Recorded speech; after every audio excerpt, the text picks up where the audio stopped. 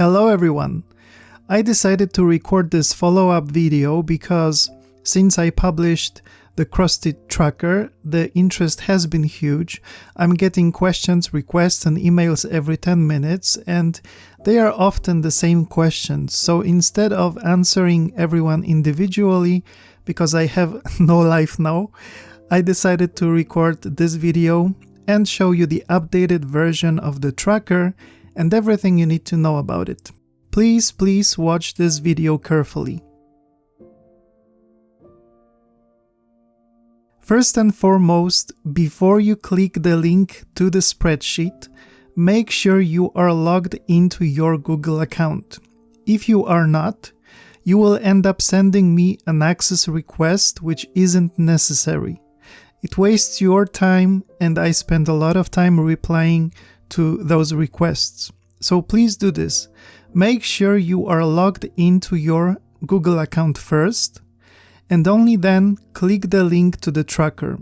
It will open in read-only mode, so you can't edit it. You need to make your own copy, so go to File and make a copy. Name the tracker whatever you like, and you will now have your own personal copy that you can edit and use however you like.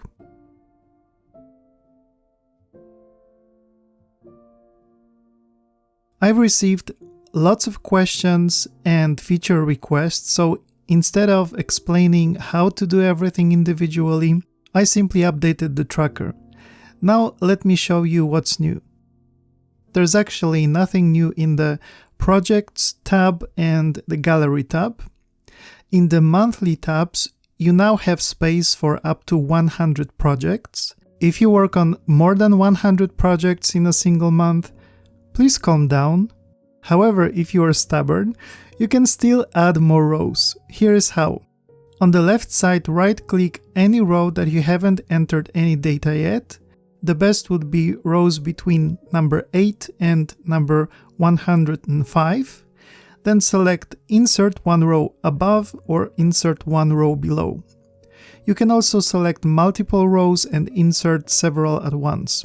If you do it this way, all the formulas in the spreadsheet should update automatically and everything should continue working correctly.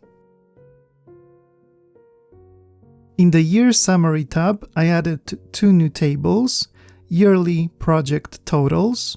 On the left, you will find all your projects listed alphabetically, along with the total number of stitches you've made in each project during the year.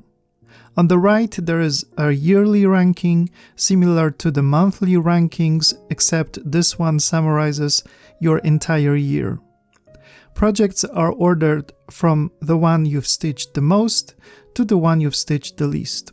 Of course, smaller projects will be more at the bottom of the list. The DMC Inventory tab has also been updated. I added 400 extra rows so you can include additional threads in your inventory, maybe specialty threads or even a completely different brand. You can change the title at the top from DMC Inventory to something else, but you shouldn't rename the tab itself if you want the red Clear Shopping List button to keep working. If you don't care about that button, you can remove it and rename the tab as well. Everything else will still work, you will just have to clear the shopping list manually. Now here is one important note. If you want to clear the shopping list manually, do not select the cells in the shopping list itself and press Delete or Backspace, because the first row contains formulas. Instead, clear the buy and quantity columns, and the shopping list will update automatically. There is also a brand new tab called Project 1. It's basically a copy of the DMC Inventory tab, but it's designed for a single project.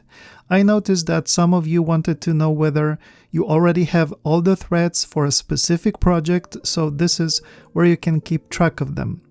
At the top you can enter the name of your project, let's say it's Fox and Bunny. You can also rename the tab itself because we don't have the red Clear Shopping List button here. Just double-click the tab and type the project name.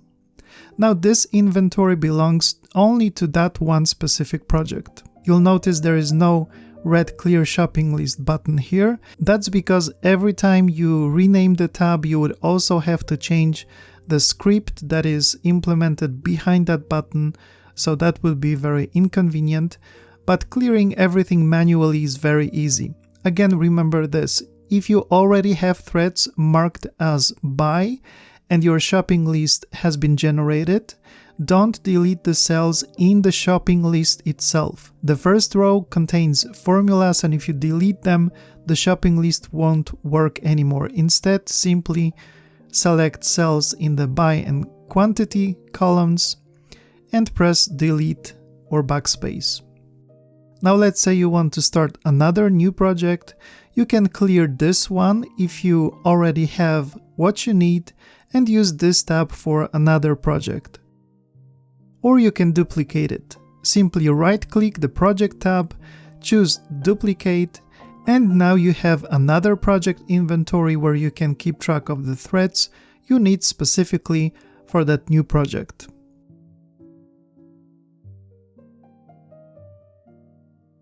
Finally, I also added a wishlist tab. Here you can keep track of patterns you would like to buy. There is space for the pattern name, designer, where you want to buy it, and a link. While we are here, let me show you how the links work. Let's say you found a fantastic pattern in the Cross Stitch Meadow Etsy shop, for example, maple leaves. Open the pattern, select the URL, right-click, copy, and then right-click in the cell and paste it. The cells are formatted so that long URLs are hidden, which keeps everything looking neat. If you hover over the cell, a small pop-up will appear, and from there you can click the link to open the page. There's also a price column. By default, it's formatted as US dollars, but you can easily change the currency. Click the F column header to select the entire column, then go to Format, Number, Custom Currency. Choose your currency from the list and click Apply. In the Priority column, you can give each pattern a star rating. 5 stars means it's something you really want. 1 star means it's not a priority, but maybe you will buy it one day. In the Purchased column, you can mark patterns you've already bought. At the top, you will also find several summary cards. The first one shows the total number of patterns on your wish list. The second counts how many different designers you've added. The top shop card shows the shop you've added most often, together with the number of patterns from that shop. And the value card shows the numbers, the total value of your entire wish list, and after the slash, the total value of the patterns you still haven't purchased. You won't see any currency symbols there, only numbers. I had to format it this way because everyone uses different currencies, and supporting every currency automatically would have required a bit more coding, so it simply displays the numbers and you will know that they are in your chosen currency. The high priority card counts all the patterns you rated with 5 stars. Finally, the last card shows how many patterns you've already purchased from your wish list and how many are still waiting to be bought. You'll also notice these text boxes. Once you read them, you can simply select the cell and press delete to remove the text.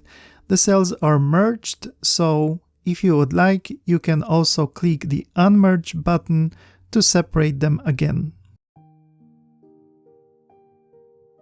Oh, someone also asked me about changing the colors. Of course, you can customize the colors however you like.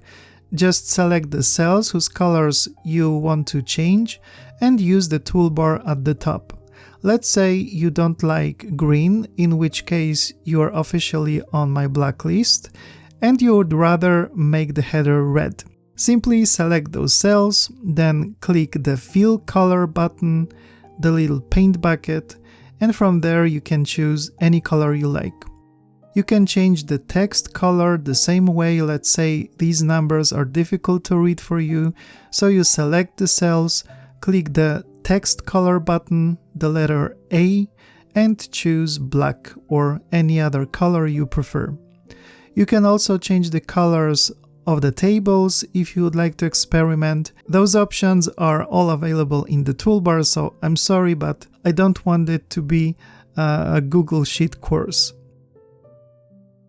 If you would like to change the colors of the heat map, that's controlled by conditional formatting. So to do that, select one of the heat map cells, then go to Format, Conditional Formatting, and on the right hand side you will see all the formatting rules used for the heat map. Click on one of the rules, and under Formatting Style you can change the background color to whatever you like. If you already started using the very first version of the tracker, but haven't entered much data yet, I think the easiest solution is to make a copy of this newest version and simply copy your data across. So to do that, open both spreadsheets. In your old tracker, select the data you want to copy and choose Edit and then Copy. And then switch to the new tracker, select the destination cell, go to Edit, Paste Special, and here choose Values Only. This way you'll only copy the data itself without copying any conditional formatting or formulas. Unfortunately, updating something like this isn't easy because once you make your own copy, your spreadsheet becomes completely independent from mine. If I update the original version later, those changes won't automatically appear in your copy. At the end of the day, it's just a free Google spreadsheet, so please don't expect miracles. I honestly think it has more than enough features now, definitely more than I originally needed myself. I hope you will enjoy using it. Thank you very much for watching and happy stitching. Bye!